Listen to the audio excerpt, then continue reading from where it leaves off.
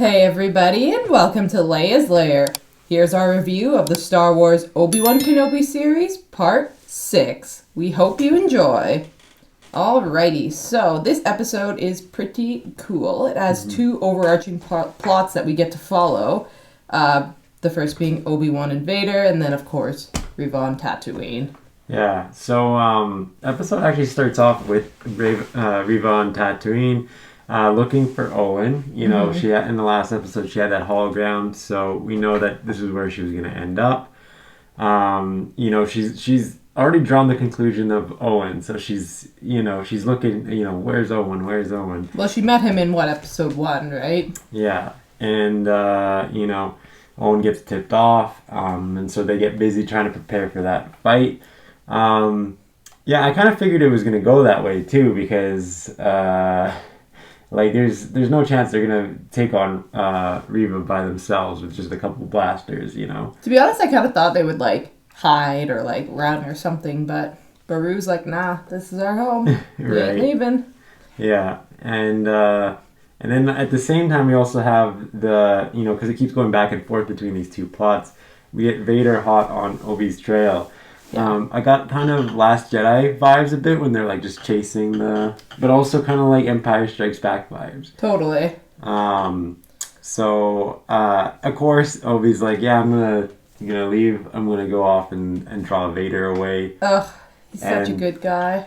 And of course Vader's like, I'm going after Obi, and even Grand Inquisitor's like, hey, you think we should just destroy all these rebels while we have them? Right. And he's like, no, Obi. Yeah, of course, though. It's everybody's always wants to find Obi. You got Maul after him, Vader after him. Yeah. He really ticks some people off, apparently. Yeah. I mean, the one thing that it is surprising is that they end up following Obi when Vader could have just taken his ship to go follow him, and then they could just still pursue the rebels, but... Well, I mean, I guess that's what he did eventually do, right? It's not like they landed the entire ship. Yeah. On the planet. He took his own little pod and went down to meet Obi. Yeah, that's what I mean. Mm-hmm. But yeah, this is of course I was gonna wonder. I was like, okay, I don't know if they'll actually meet again in this series, but of course they do. Of course they do. They have to. That first fight was so underwhelming. You need to see Obi return to his former glory, and I feel like he did a pretty good job in this fight. Yeah, He did, and I really liked the interactions between them. The fight was over the top. It was just, good back and forth, good moves, and then there's also, the dialogue between them, too, I see that you have strength, Obi-Wan, or whatever, but you're still weak, this and that, and, just crushes him with those rocks. Oh, yeah. But I also just, before, when Obi does his, classic Obi pose that he does in every single one, Yeah, I will do what I must. Yeah. And that's the thing. This episode had so much to offer in terms of drawing it back to, the prequels and that relationship between Obi and Anakin and all these one-liners. Mm-hmm. So yeah, I thought this battle was really well done. I agree. It wasn't too oversided in one way. Obi almost gets crushed, but of course, he's thinking about Luke and Leia and how much he still needs to do, and he's able to overcome that. Mm-hmm. So he goes back into the fight, and this time he crushes Vader with the rocks, and I thought that was epic. He's slicing away at him, and more or less defeats Vader by the end of this. Yeah, but Obi's smart, you know what I mean? Not many people think to take out his, breathing apparatus, but Obi is smart, and that's what he does. And, of course, if he can't breathe, he can't fight. Yeah. It's like trying to run with asthma and you don't have a puffer or something. Totally. You're just going to get out of breath. You can't keep going. That's what I kind of feel is going on here. And it's really cool the way they did this because, you see part of Anakin's face. Yeah. And they blended it with him, both Hayden and James Earl Jones. Mm-hmm. So I thought that was really well done. You hear sometimes a little bit more of one or the other or mixed, and it's just Yeah, the voices were really, really cool. Yeah. I agree. I also just, need to throw it back for 1 second to how Vader was I have the high ground this time, Obi. Yeah, Yeah, when he crushes him, he just like looks over down at him. I was waiting for the line, but you know what? I'm kind of glad they didn't say it because it's like, if you know, you know. Yeah. I almost feel, it's just a nod to the high ground. Mm-hmm. But at the same time, if they said it, it would have been a bit too over the top. Totally. You know? And it, like, it was sad, though. It's just like Obi-Wan's, like, breaking his heart like, Anakin is breaking Obi's heart all over again. Yeah. But they did a really good job in this episode of, like, really showing that Vader is not completely taken over. No. You know, Anakin is still in there, and I think they do a good job of that, showing that he's not there yet. But there's a lot of chances. We see it, you know, in that first battle between them, when he gets dragged through the fire and then, you know, lets him escape. There's this draw to this, like, he wants to defeat him, but he doesn't want to at the same time. Yeah. And I think they do a really good job of showing that in this series, that there's this inner conflict within him. Yeah, I agree. I really thought it was a nice touch too of you know, they basically had the same dialogue as they did in Revenge of the Sith. You know, I failed you and all that, and it had a lot of emotion, just like it did in Revenge of the Sith, right? And it's still there, like, you know, Obi's almost tearing up, but this time, you know, instead of being like, I hate you, yeah. He's just like, I killed... No, he like absolves Obi-Wan in a sense. He's like, I killed Anakin. Yeah. Like, he, you know... And it's so you kind of see this, like, two sides. It's like the Vader, and then there's the Obi. And then there's the Anakin. And basically Vader's saying, you know, I killed your friend. He's not here right now. So there's, like, these two personalities going on that are fighting. So I think it does a really good job of that. And also at the same time kind of absolving Obi-Wan of...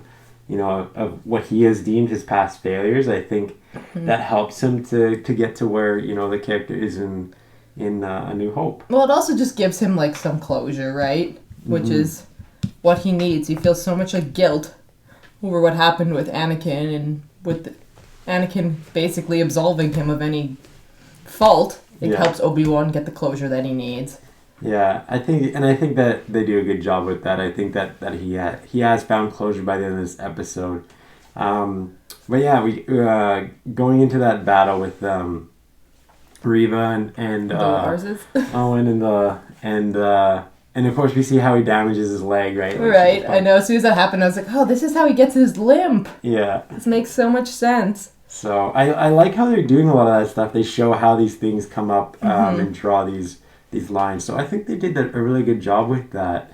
I just, like, need to give us some kudos, though, to Owen and Beru. Like, they really did a good job. They tried against Reva. Like, realistically, they weren't, like, gonna stand a chance against her, but they put in a good effort. And then, of course, she defeats them, and they send Luke running and off into the desert, and, of course, she captures him. Yeah.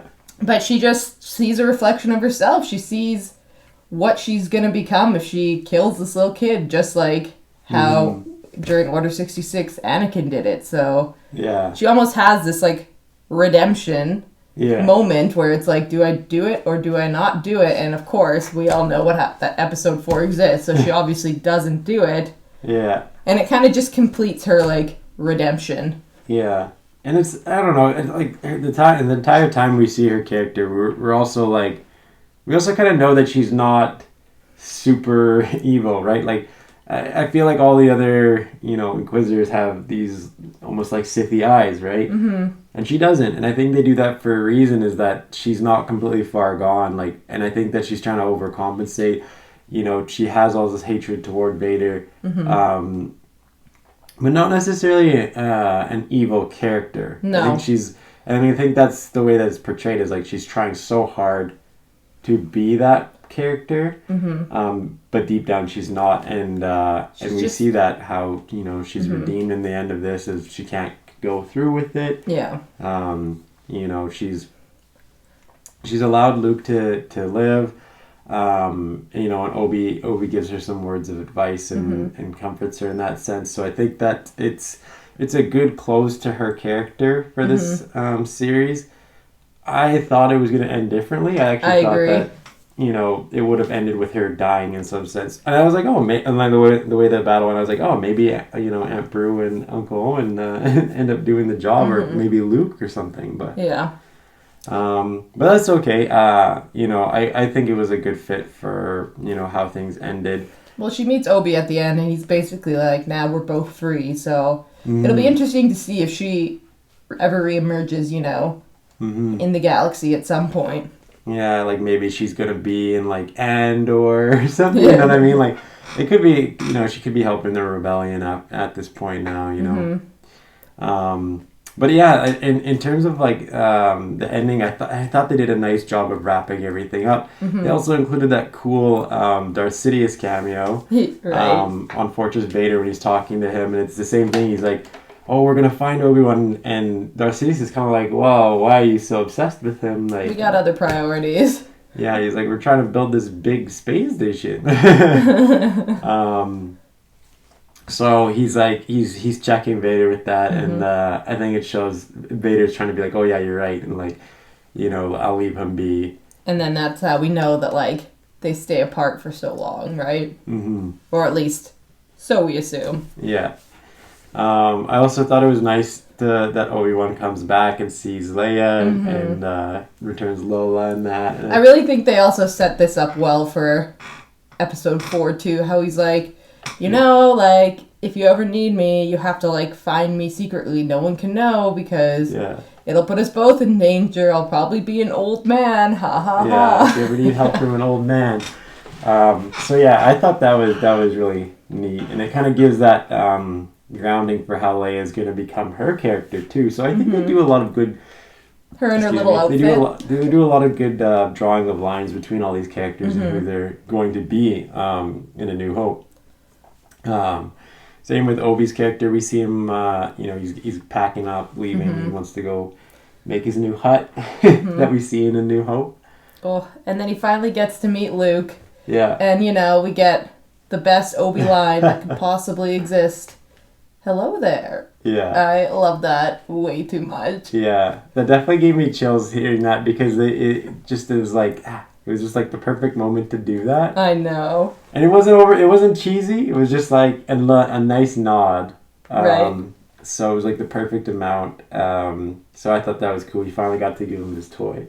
Right. Yeah, I love that. That's like one of his most iconic, if not his most iconic line. And then in the very end, and I'm saying I called this a long time ago once we first didn't see Qui-Gon. That they were going to finish with him. I just somehow knew they were going to finish with his character being at the very end and popping up. Can never go wrong with the Liam Neeson cameo. Yeah, everyone's been waiting for this. Oh my god. Right. Qui-Gon Force Ghost. As soon as you see a little blue, you're like, it's there. Well, it's like we know that he has to learn to become Force Ghost somehow. Yeah. Who's the best person to teach you? The one who, figured out how to do it. Yeah.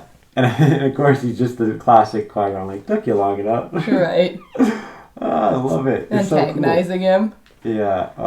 I think that was a great, nice cherry on top at the end there. I agree. So, this has been a wild ride of the series, and I feel like they did a nice job of tying everything up. Yeah. And closing out the series with this one. I agree. It was short and sweet, but I feel they did a good job sticking to canon. They did all the characters justice, you know what I mean? Yeah. And I just feel like it was...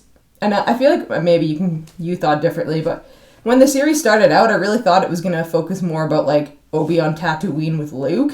And then I was like, that could be, I don't know, potentially problematic with the canon timeline. And then they just were like, nah, we're leaving, and Luke, nah, we're gonna have Leia instead. Yeah.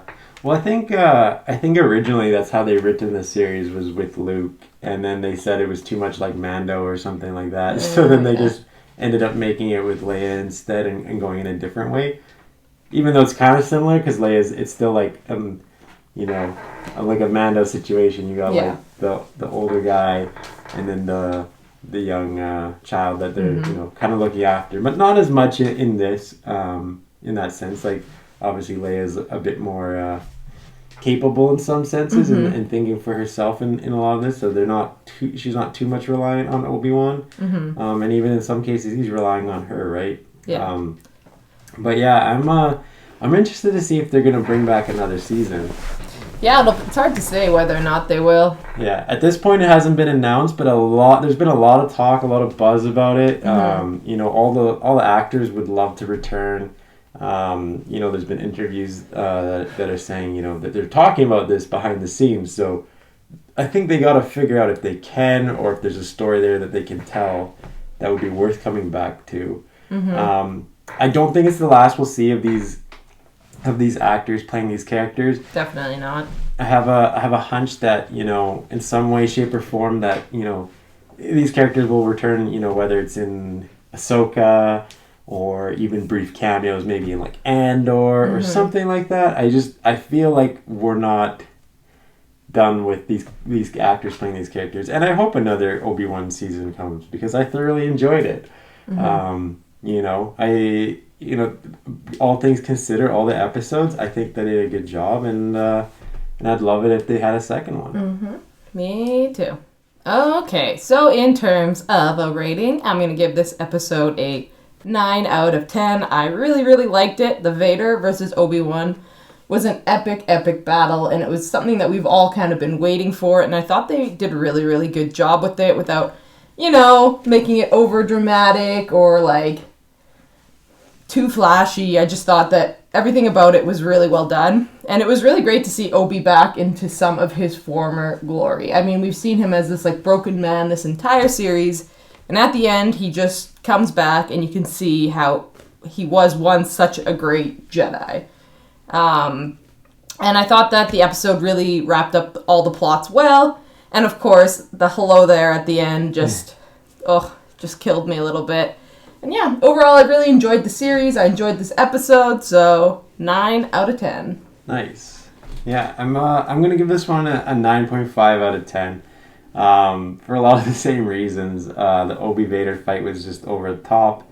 I thought they had a good mix of emotion there, drawing from that emotion from the prequels, the relationship between Anakin and Obi-Wan, and you know, you hear him mention it to Leia, like, oh, I know your parents, this is what you got from them. I thought it was a fitting close to the series. You know, Qui-Gon Force Ghost at the end. Enough said about that. Like, it's just a really, really nice job on finishing the series, and yeah, I agree. I overall enjoyed the series as well. So, yeah, 9.5 out of 10. And there you have it. Thanks for watching, everyone. What did you think of this episode of Obi-Wan Kenobi? Let us know down below in the comment section. And remember to like, share, and subscribe to the channel for more great videos to come. We hope to see you all again in Leia's Lair. You are not a Jedi yet.